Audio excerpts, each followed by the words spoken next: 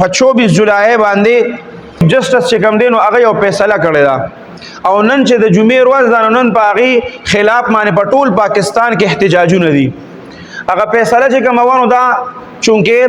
مبارک ثاني نومې یو قادیانی و، هغه د مرزا محمود قادیانی هغه تفسیر صغیر دی، هغه راغستی او هغه تفسیر صغیر چې کوم دی نو هغه تقسیم کړی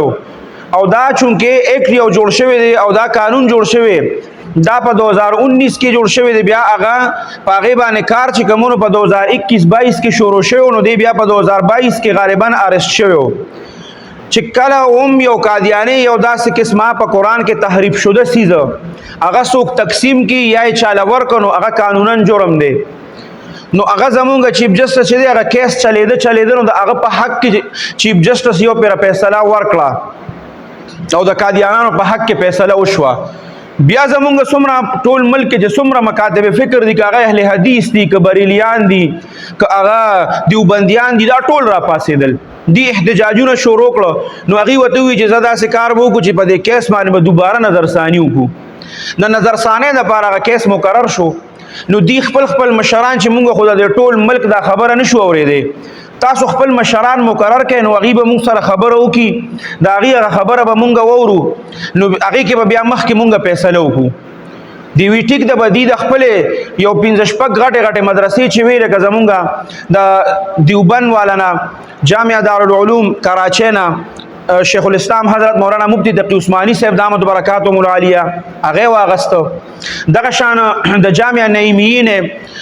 مفتی منیب الرحمن صاحب حفظه الله واغسته،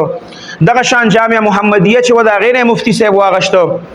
قرآن اکیډمي نه کسان واغستله، اسلامي نظریاتي کونسل نه کسان واغستله. بیا چې کله کسان واغستل نو هلته کې چیف جسټس سره د دې دپاره دومره وخت نه و چې دا کیس یې اورېدلی وي چې څومره اهم کیس دی د قادیانانو او د نبي کریم صلی الله علیه وسلم د ناموس کیس دی. هغه خو چونکې د سیاسي کیسونو نه اوزګارېږي نو د ناموس رسالت صلی الله علیه وسلم د کیس دپاره ورسره وخت نه و نو دې ته ووایي چې یاره د دې ټولو دا خبرې خو موږ نشو اورېدی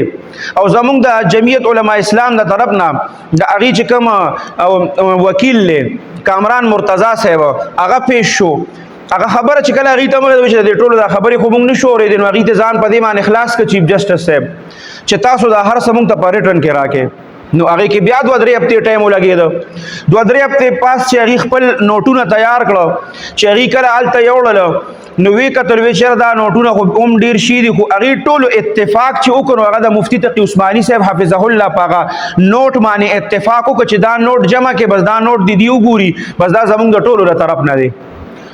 هغې چې کله هغه نوټ واغسته چې دا به مونږ د دې سټډي وکړو دا به مونږ وګورو، هغه نوټ چې کله کته نو هغې کې بیا دغه شان وخت تېر شو چې یاره په پلانکي تاریخ پلانکي مۍ مارې به مونږ د دې فیصله کوو، بیا یې هغه مؤخر کړه چې یاره بیا دا فیصله به مونږ په دې پلانکي تاریخ باندې کوو. هغه فیصله یې ځان سره محفوظ کړې وه، اوس بیا په دې جولای کې یو پیره وی چې یاره په پلانکي تاریخ به فیصله راځي، بیا اخره کې وی چې په 24 تاریخ به دا فیصله سناویږي. په 24 تاریخ چې کله دا فیصله سناو کړه نو هغه فیصله دا دومره وخت پکې تیر که اسې اړول راړول کول او کومه فیصله چې مخکې کړې وه اومکه فیصله بیا وکړه د مبارک ثاني قادیاني په حق کې او د قادیانانو په حق کې هغه فیصله بیا سپریم کورټ وکړه. نو تا دا دونه وخت چې دا علما کړول دا دیندار خلک چې تا کړول نو دا د ولې کړول خو بیا هغه فیصله تا به وایي چې بس دغه فیصله ټیک ده که نه نو هغه بیا یک کشان فیصله وکړه او لیکلې پکې څه دي یو ماشوم ذهن هم دا نه مني هغې چې په هغه فیصله کې کم شقونه لیکلي دي که نه د ماشوم ذهن هم نه مني. که یو ماشوم ته ووایې که نه هغه به م وایي چې یاره دا خو جرم دی، هغه پکې لیکلي دي که یو سړی په خپله چاردیواری کې دننه هر قسمه څه کوي نو هغه خو هغه خپله خوښه ده په هغه باندې خو موږ پابندي نشو کېښودی. مطلب د هغه دا دی په اسانو الفاظو باندې تاسو پوهوم دا سړی که چېرته دی په کور کې که نه دی په کور کې نو دی مسلمان دی او که چرته بار راووته نو دا بیا د آیین پاکستان مطابق دا کافر دی دا قادیانی دی دننه چې دی هر څه کوي دې ته اجازت دی. نو د مثال خو داسې شو چې یو سړی کور کې ناست دی خپل کور کې ناست دی او د آیسې خرڅوي په خلکو باندې یا داسې یو څیز جوړوي چې هغه قانونا جرم دی نو بیا د ده د دې قانون مطابق خو په هغه باندې هم ته چاپه نشي والی په کور باندې په هغه باندې خو ته نشي ورتلی داغه نه هو ته بیا هغه څیز هغه خو ارسټ کولی نه شي د ستا د دې قانون مطابق دا کوم چې چیف جسټس دا شک هغې کې بیان کړی دی دویمه خبره عجیبه بله کوي چې د خو چونکې دا مبارک ثانی چې کوم دی نو د خو دا تفسیر چې کوم دی دا د نه لیکلی دی نه چاپ کړی دی او نه چې کوم دی نو دا د لا جمع کړی دی نو چیف جسټس صاحب دغه ځای کې خو مونږ وایو که نه چې تاسو ته لږ غوندې سوچ خو هم پکار دی که نه که ته په داسې باندې فیصلې کې په داسې خبرو باندې چېرې دا نه د لیکلی دی نه جوړ کړی دی نه راجمع کړی دی نه چاپ کړی دی په دې کې د څه غلطي ده دا خو چې چا چاپ کړی جوړ کړی راجمع کړی د هغه غلطي ده نو زه بیا تا ته بله خبره وکړم فرض که تاله اوس یو کیس درغې چې یو کس پولیسو نیولی دی او تا ته مخې ته ودرو چې چیف جسټس صاحب د په دې پلانکي ځای کې اوس تمانچه ورسره وه او پلانکي سړي وویشته او دا ټول ګواهان او دا هر څه چې کوم دي دا موجود دي چې د دا پلانکي سړی پرې تمانچه باندې وویشته نو بیا به ته څه کوې چې ګواهان موجود دي نو ته به د کس چې دا سړی ویشتی دی نو ته به د خلاف څه کوې فیصله به کوې که نه به کوې که ته به دا وې چې د ده په دې کې څه کار دی ولې دا تمانچه ده جوړه کړې ده څه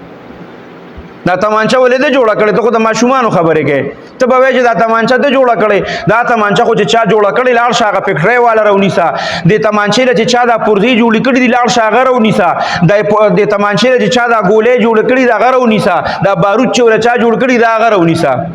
دی وی چې دا خو دا مبارک ثانی چې دی دو خو نه دا تفسیر چې دی دا چاپ کړی دی نه شایع کړی دی نه راجمع کړی دی نو بیا خو دغه مسله شوه که یو سړی په تمانچه باندې سوکوخلي اولی په کلاشینکوف باندې سوکولي نو بیا خو نه دا د جوړه کړې ده نه دا ګولۍ د جوړه کړې نه دا اوسپنه د جوړه کړې بیا خو پټرو والا پسې لاړ شه که ته هره فیصله بیا په دې معنی کې ستا دا قانون دی چې د ختم نبوت دپاره تا دا شک استعمال کړی دی بیا هر سړی به په خپل کور کې ناست دي فرض که یو سړی ناست دی په خپله کوټه باندې د پاسه او سنایپر ورسره دی سنایپر او هغه په 100 کیلومتره کې یو کس نشانه کوي او اولی او تعالی کیس راځي چې یاره دا پلان کې سړی په خپله کوټه باندې ناست دی